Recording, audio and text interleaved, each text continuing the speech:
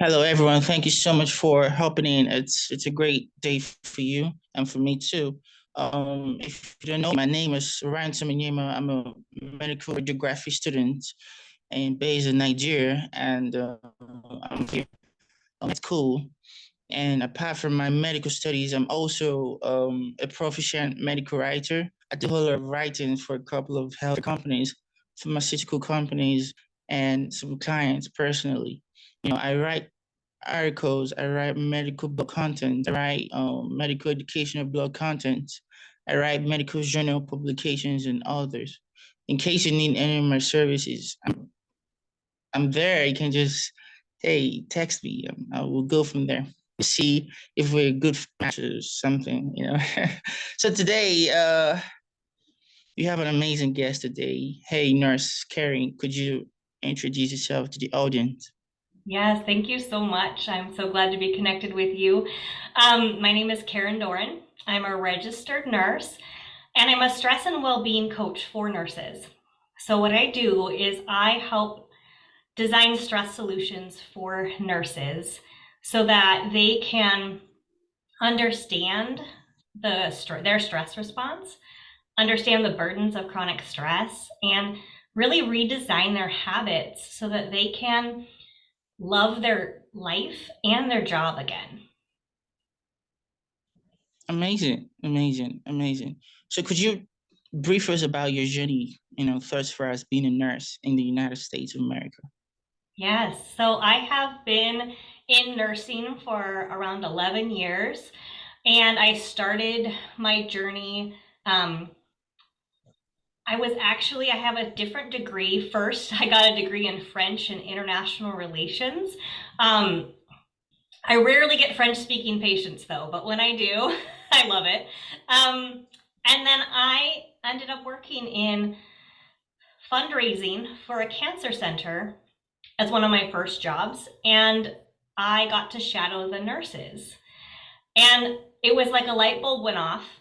I got to see what they did, and I wasn't really happy in what I was doing, like the day to day work. The purpose was important, but so when I saw the nurses and how they did, it was like, oh, that's what I want to do. I never really had experience with any working in medicine before, but when I saw it, I was like, that is what I want to do.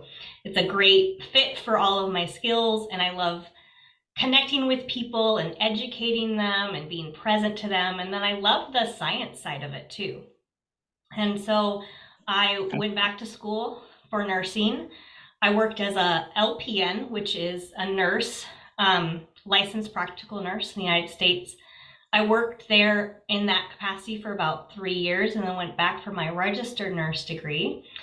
And I now work in oncology. So I've continued with my love of cancer patients, and I work as needed, so per diem at the local hospital in medical oncology. And I've been there for Yeah. about 8 years.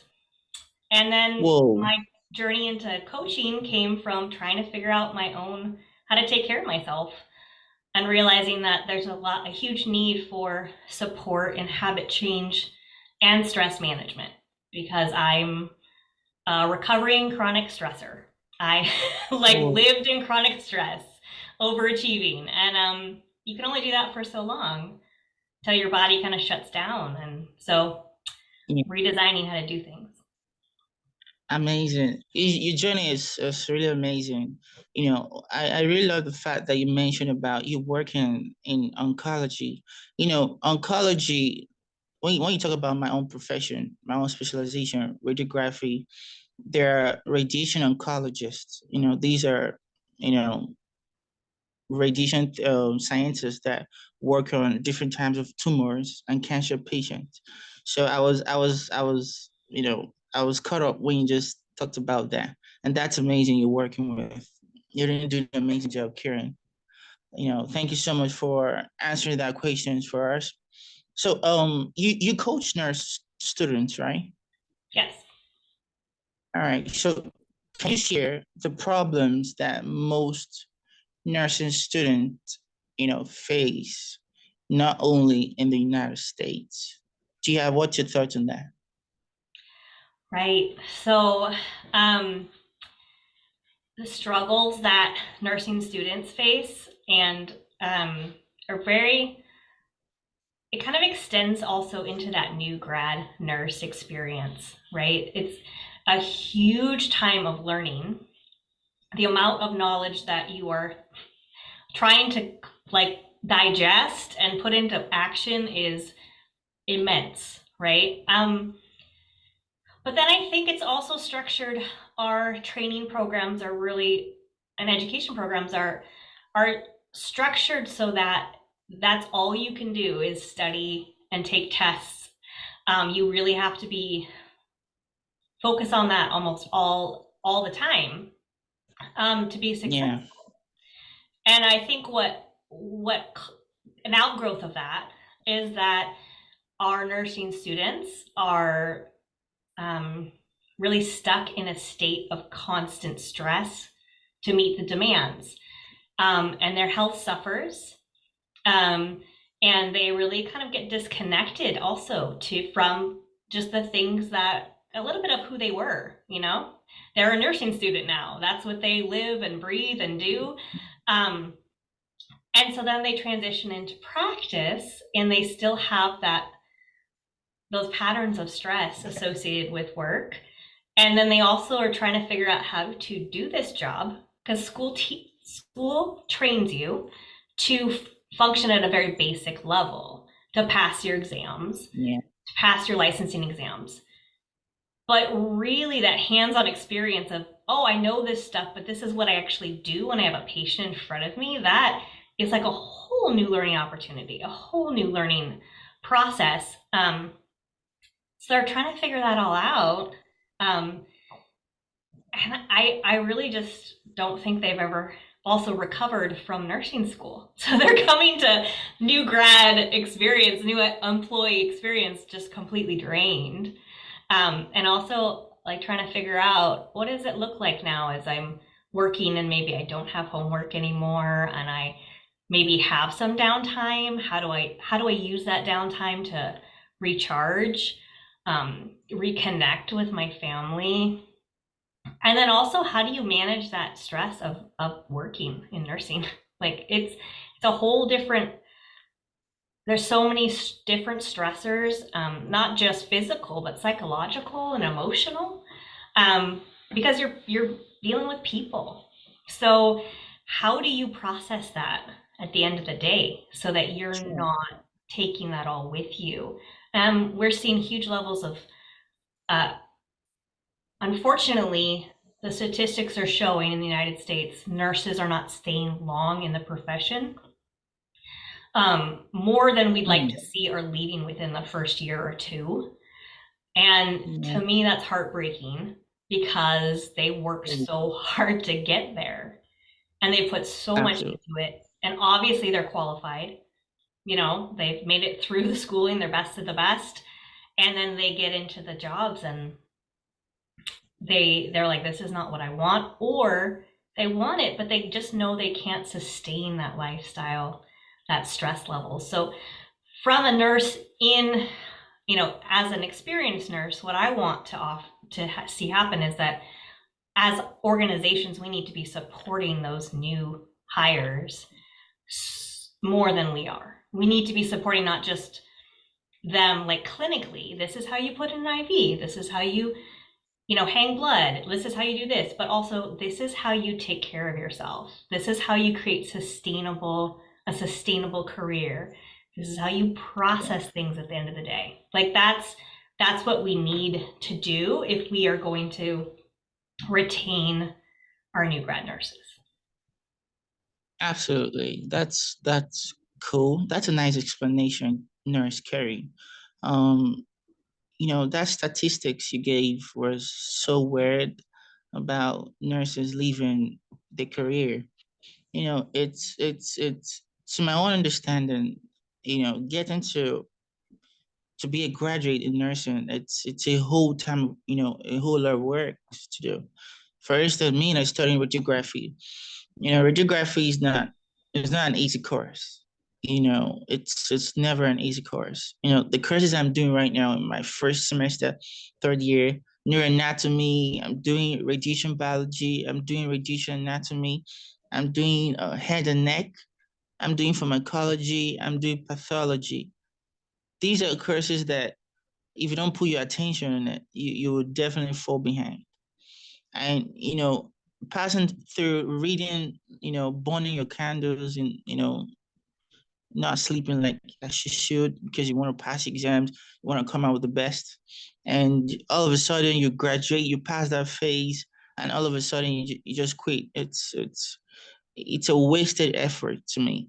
But can you tell us briefly about the US healthcare system right now? Well, there's a lot to talk about when you talk about that, but is there something specific you're most curious about? The general healthcare system. Just give us the hints. We need to know, be the audience. Yeah, well, so I can only kind of speak to my areas of knowledge and Right. in my own little corner of the world. So, Sure, but some of sure. the trends that we are seeing are shorter staffing. We're seeing, so from the nursing perspective, we are seeing a huge need for nurses, and we don't have as many nurses working. It's not really so much, there's kind of an idea in the public that there aren't enough nurses. Interestingly, there are still licensed nurses, but a lot of them have chosen not to practice anymore. So, and especially in hospital nursing, we are not seeing as many people working in hospital nursing. And my specialty is medical oncology, which is one of now the hardest specialties in the hospital to recruit for because it is very generalized, but it's also can be very physically demanding because of the patient population. And so we're seeing that need for more nurses working in acute care, and there is definitely a need for that. And I think it is a response to the stressors that hospital nurses have faced, extreme stressors through the pandemic, and post-pandemic, the stress has really still continued.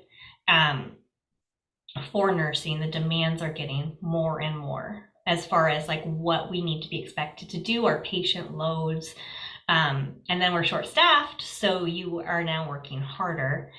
So that's one of the trends that we are seeing as far as the needs. Also, I have friends in healthcare education, so training new nurses in the university systems and the junior colleges. What they've been telling me is that they're training new nurses, but not many of them want to start in a hospital setting, which is a shift. It used to be kind of the way we've always done it, which is a horrible phrase, but is that people would go to nursing school and then you would work in medical surgical, like on a med surg unit in a hospital for a few years to kind of pay your dues, get your feet wet, get experience, and then you could transfer to a more specialty area. Now, a lot of the nursing students that, from what I've been hearing, they don't want to start in a hospital. They want to start in other places like maybe a clinic or a specialty. And a lot of it's related to work-life balance. They want places with more flexible scheduling. They want places that maybe provide a little bit better schedules, maybe don't have as much stress. So it's really interesting in that shift. And the people being trained are looking towards more healthier, less stressed options, which in my mind is exciting in that I'm glad nurses are seeing that we don't just have to go through horrible situations to kind of pay our dues. Like we can choose where we want to work and we can prioritize our physical and mental health. I'm really happy to see that. But for our healthcare system and for our patients and our communities, we have to figure out how to recruit nurses to hospital care, because that's a critical role that we have to fill for our communities. Like, you have to have a hospital to take care of those people, and we want it to be staffed well so our patients have really good outcomes. So that's kind of what we are in the nursing world, in my little corner, some of the challenges that we're seeing. Absolutely. Thank you for letting us know about those challenges. You've been an amazing guest speaker thus far, Corinne. Thank you so much for answering those questions correctly and hitting the pain point. Thank you so much. So I want to understand how you are balancing these equations, like social media, your work, and family, and also your mental health in general. Talk us through how you are balancing those equations. Tell us how you doing that. Right. That's a great question. And I love that phrase, how are you balancing the equations? Because I, you know, I was just helping my kids with their math and they're learning to balance equations. So, so yeah, I mean, I think it's great to have the conversations that, the stuff on social media, that's the highlight reels, in that it put a lot of thought into what I put out there to educate and inspire people. But there's also the reality of life for all of us behind the scenes, right? Like, I'm a mom of 4 kids. I have 3 teenagers and a toddler. And I homeschool 2 of the junior hires. I work a few hours at the hospital every week, and I'm married and have a family. And so there is that constant balance of time and energy, and where do you put things in at what times. And so a few things that I found have been really, really beneficial for me is, one, I prioritize processing stress.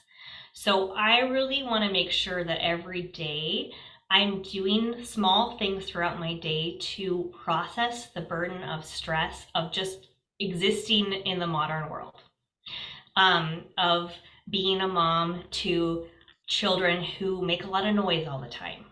Like, the constant just those normal stressors of living in a modern life. I try to do things to downgrade that stress response in myself throughout my day as a maintenance thing, so that chronic stress burden doesn't build up as much, and I don't crash and burn. So I'm always kind of aware of that. And usually when I don't feel good, I feel off, I feel irritable, I maybe get sick, it's usually because I haven't done that enough. So and then I'm constantly reevaluating. So I kind of like look at my day every day in the morning and look at my commitments and really just decide what the priority is and what do I have to say no to. So I've gotten a lot better at saying no, because I really feel strongly that we have a limited amount of time and energy. And I think that that's especially just for moms in my world and women, there's kind of this idea that you should be able to get a lot done and have a lot of energy. And if you're tired, then you're not efficient enough, or you're not doing something well enough. The reality is, if we're tired at the end of the day, it's because we had a full day. Like, it's okay to be tired. Like, that's life. So realizing I have limited amounts of time and energy, how do I want to invest them? And I've redesigned things in my life. Like, I have a lot more downtime now than I ever did before, because I just function better when I do. I recharge better. And then when I do sit down to work on things, like for my business, because I'm recharged, I mean, I can hammer stuff out. Like, it just comes easier when you have those reserves, and my purpose is so much more focused. And so I find like I don't do as much stuff that doesn't matter. Just kind of focus on what does. and you have to say no to things, which is so hard. It's so hard. So Yeah, people ask, how really. do I do it all? People ask how do I do it all? I tell them I don't. I don't do it all. There's a lot of things Yeah, I don't do. Like yeah, I don't put hours into baking my kids beautiful birthday cakes because I'm really bad at it and it would not look mm, pretty. So we go to the yeah. store and we buy a beautiful birthday cake from someone who is really good at that. And Sure, we're all sure, happy. Like, yeah, I don't do absolutely, it all. I just do absolutely. what is most important to me at this time. And it changes as different Yeah, seasons, you know? yeah, absolutely. Prioritizing the most important things, and putting the unimportant things aside for a moment. That's amazing, Carrie. Yeah, and Um, for you, Ransom, like being in school, this is a season of your life where you probably have to prioritize school over other things and and just realizing like this is just that season of investing in school and maybe other things aren't going to happen like they used to, but that doesn't mean it won't at some point in your life, right? yeah, absolutely. It's really hard. No one tells it's easy. It's never easy. I don't need to sugarcoat it. It's not easy at all. I just have two plus 2 years to graduate and become a certified radiographer.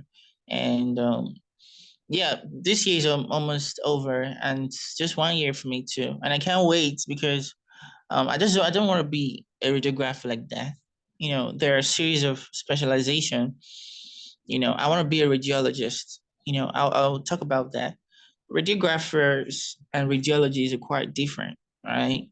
I would say in a layman's understanding, radiologists are kind of like the doctorate aspect of radiographers. Radiographers are not medical doctors; they are medical scientists. They're in charge of taking of the images through using radiographic equipment and all that. But those people that report and diagnose those images being photographed from or taken from a radiographer is the radiologist, and they do the reporting, the write reports and all such. And I'm very good in writing, so it's kind of like a leverage for me. So once I'm done with this radiography of a course I'm studying, I would love to work like 3 to 5 years, gather some money, and then I'll move back to med school to do MBBS under radiology. And then after that, I'll then become a certified radiologist. But getting a degree in radiography is like a leverage. It's an advantage for me to move into med school because I don't really need to start writing all those exams to move into med school. That degree, it's a leverage for me. So I have a whole lot of ambitions to, attain in the future. And I pray God helps me, God helps me.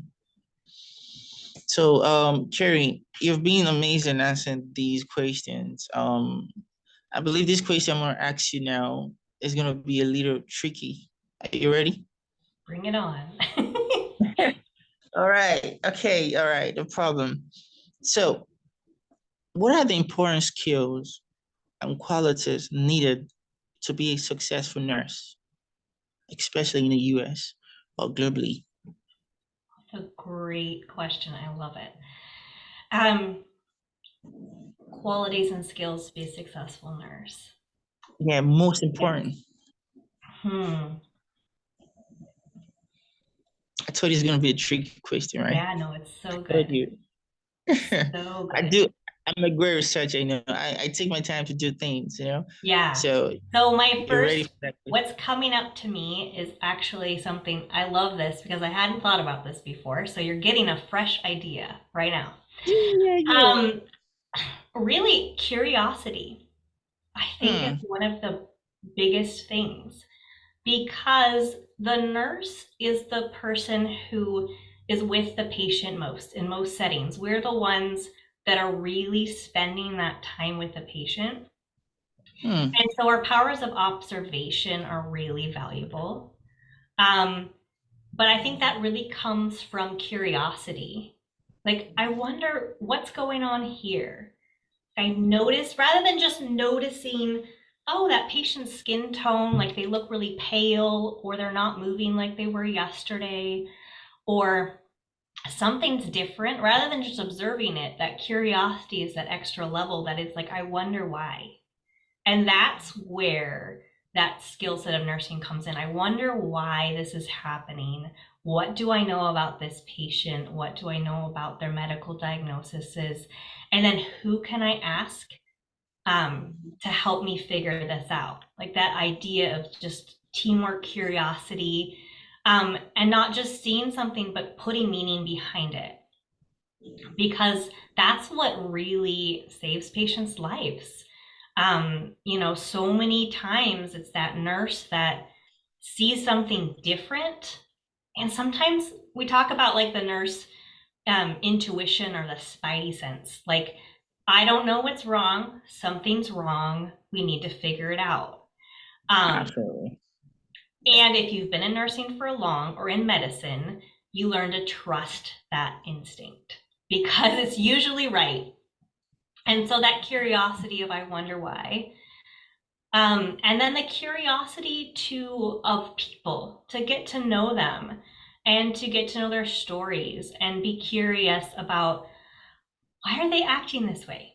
I wonder what circumstances brought them into the hospital with these diagnoses, or I wonder why they are acting out today in this capacity.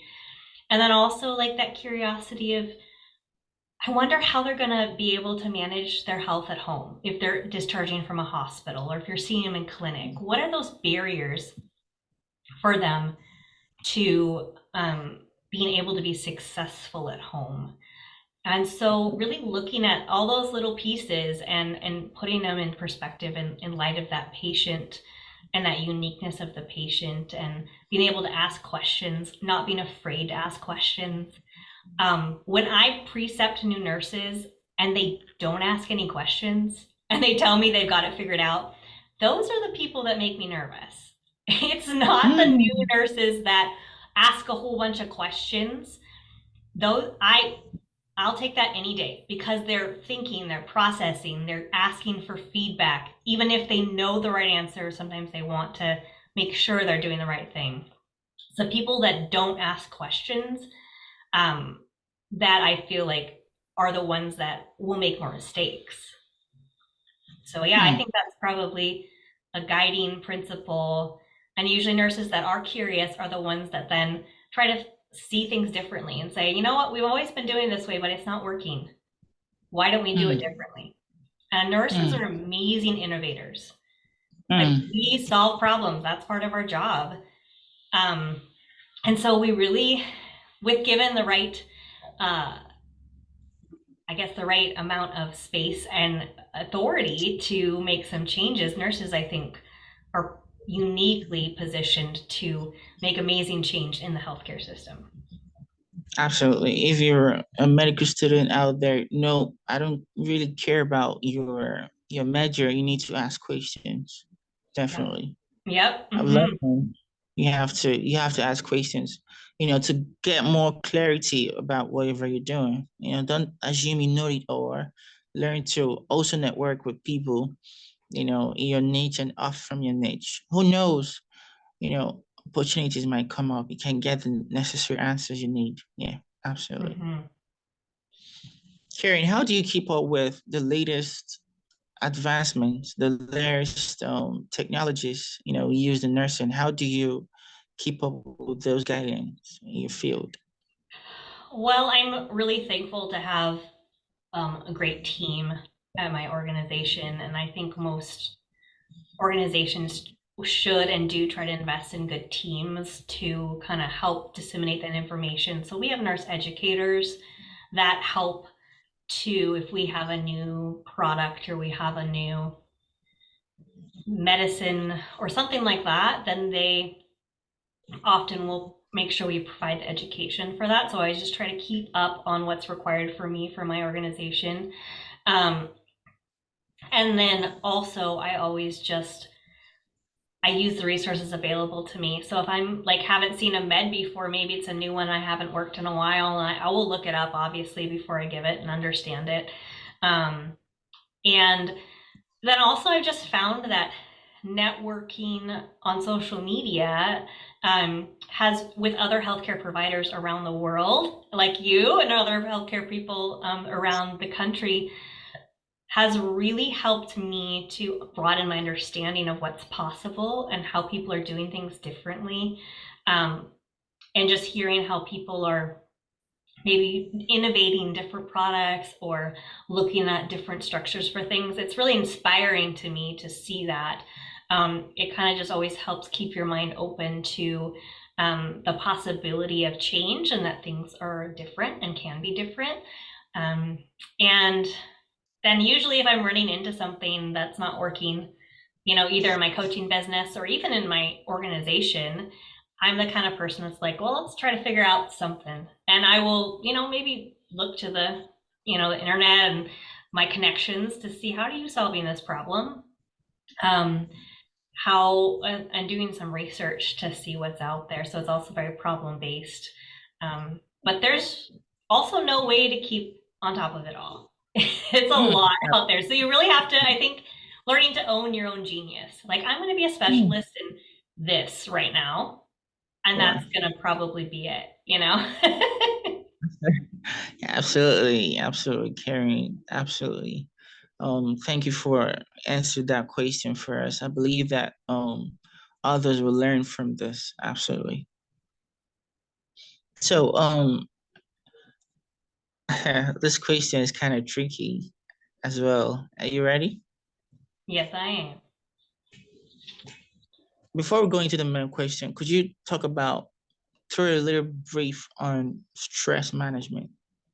Yes. Well, what do you have to tell about the audience about stress management so they can get clear about what that is? Yes. So stress management is understanding how stress is working in your body and understanding how to identify it and then essentially decrease it. The stress response is a normal, natural response of our body, and it does serve some good purposes, right? It helps us maybe make quick decisions. It can help us get out of difficult situations. Physiologically, it does some things that help us, if you heard of fight or flight, right? To fight an oncoming threat or to run away. I used to think that, we only got put into that fight or flight when we were literally like being chased by a lion or if there was a fire or there was an emergency, right? But what I've learned is that actually we're put into that a lot more because our brains can't decide what's really a threat and what's not, right? We think a thought that's negative or we feel threatened by something, it could honestly be just like an email from our boss that we don't want to open. And that negative, threat then starts the stress response in our body. And it's a physiological response that doesn't have a judgment center anymore, right? It just goes. The hormones go, everything just goes. And so what we need to learn is how to prevent that from being activated too much, right? Because it does damage to our bodies. Our bodies are designed to maybe go into that state, address the threat, and then come out of it, right? We can come out of it, but modern life keeps us in it. So we need to learn how to then stop that stress response in good, healthy, normal ways so that we don't get stuck in it. So stress management for me is really learning how not to prevent unnecessary stressors, and then also how to stop the stress cycle so that we're not stuck in it and it's not doing damage to our bodies. Amazing explanation, Carrie. I really grabbed something from this explanation. And also I believe that the audience will really get something from this. Thank you so much for explaining that for us, what stress management is all about. Have you worked, okay, you work in a hospital setting. How do you, have you gone in contact with radiographers before in your hospital setting?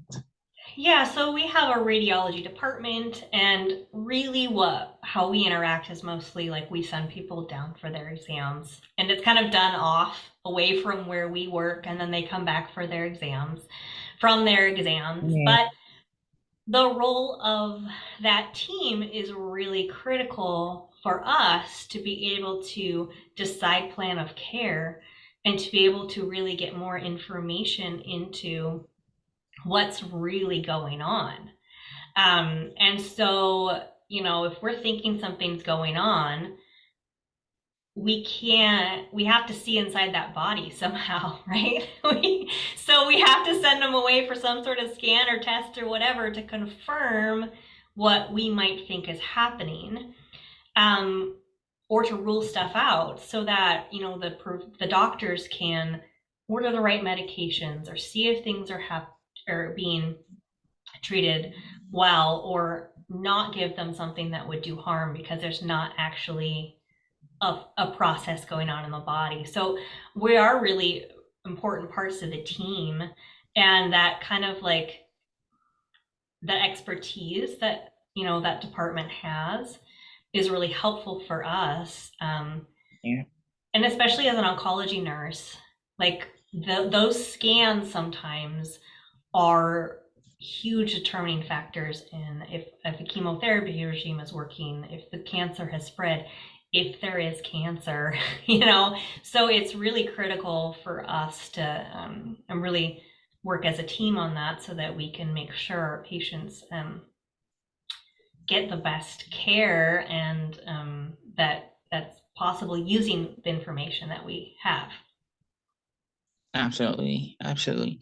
During my studies in my second year, in one of my courses in my, in school, radiography, I did about psychology and radiography.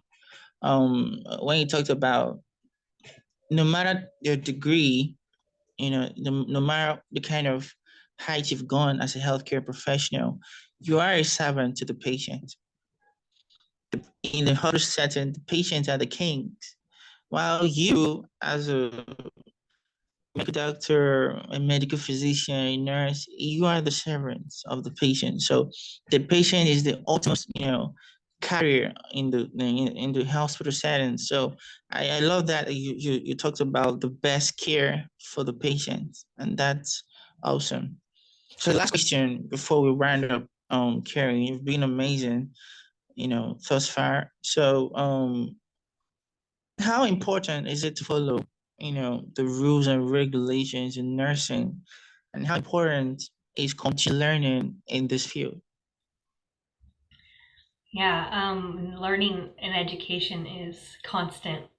That's actually one thing that drew me into nursing, is realizing the Hmm. opportunity to continue to learn, and to continue to grow. And I do really love that you can work in one specialty, learn, and then you can go to another specialty, and what you have gained from that one specialty just comes with you, and then you just add another layer of knowledge to it. So it's really really neat that way. um, on Things are always constantly changing. Healthcare and medicine has gotten so much more complex, and it's getting more and more complex. And also the role of the nurse is getting more and more complex as our specialties develop, as the medications develop. What we're asked to do independently is so much more complex, and the risk is very high. So we need to always just be doing our best to continually to educate ourselves, and also I think too, to be asking those questions like we talked about earlier about how could we do this better, because unfortunately there is a huge gap between research and getting it into actual practice. I think it's like a 15-year gap between what people Whoa. yeah, it's not okay. So, you know, we might have studies on Never. best practices, and it takes 15 years to get it into general practice in medicine. And I'm not sure if that's specifically in nursing practice, or, you know, so if that is an interesting topic for you and you're listening to this, go make sure you research to get the specifics, but it's over 10-year gap. And so that, knowing that as a nurse, I then am always thinking, okay, we're doing it this way, but there could be evidence that's out there that shows it's okay to do it differently. Let's find that and maybe try to make that gap shorter and bring evidence-based practice into our practice quicker. Amazing, amazing. Whoa, you guys heard what she said about go and do your research.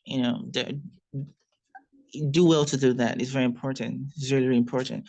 I'm a great researcher. I do a lot of researches, coupled with my writing, for clients too. So I know how intense, doing research is. So, but you have to, it's worth it, you just have to. And so what are your last words to the audience, before we round up the session?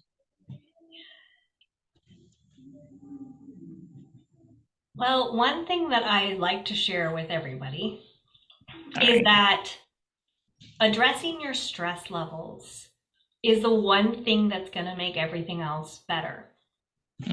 So if you're not sure where to start with your wellness, you just know you need to make a change, or you want to do something to feel better, to have more energy, to be less overwhelmed, really focus on stress reduction techniques. Because honestly, you could have the most perfect diet designed by a nutritionist that you're eating perfectly. You could have perfect workout regime. Your home could be incredibly organized.